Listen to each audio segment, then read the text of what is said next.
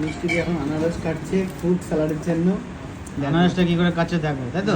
একদম ছোট ছোট করে পিস পিস করে স্যালাডের মতো কাটা হচ্ছে। খুবই সুন্দর।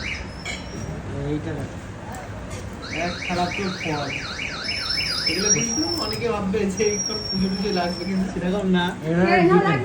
পুজো লাগার জন্য লাগবে না, পেট পুজো একটু বেশি দিই। এইটা কি হচ্ছে আমাদের এই ফ্রুট স্যালাডটা কি কারণে আয়োজন, যেটা বলো যদি একটু। এটা আজকে কোথা থেকে যেন রাখে বললাম, বিরাটির থেকে তিনটে কাকিমা এসেছিল, মানে বয়স্ক জ্যেষ্ঠ মানুষ 3-4টে। ওরা যে এত দূরের থেকে এখানে এসছে মানে ভাবতে নেই। কালকে ফোন করেছিল যে আমরা তোমাদের ওখানে যাবো। নেই ওখানে আছে তো, দাদাটা দিয়ে বলছে। তাই সে কিছু দিয়ে গেছে খাবার খাওয়ার জন্য। হ্যাঁ, সে এসেছিল 4 জুলাই, এত মানে ভালোই বয়স হয়ে গেছে।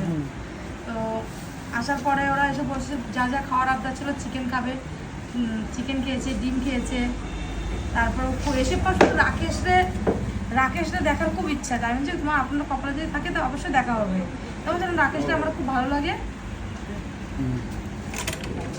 রাকেশটা আমার খুব ভালো লাগে।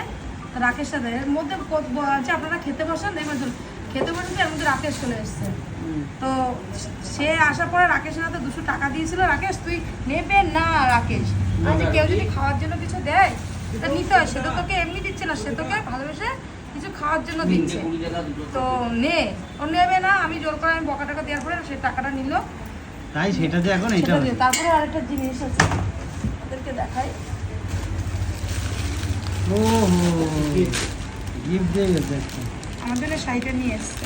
বাহ, তো তখন কেউ ছিল না, ভিডিও করার কোনো দরকার ছিল না। তাও বললে শুধু রাকেশের কথাটা বললে হবে, নিজের জন্য নিয়ে এসে সেটা বললে হবে না।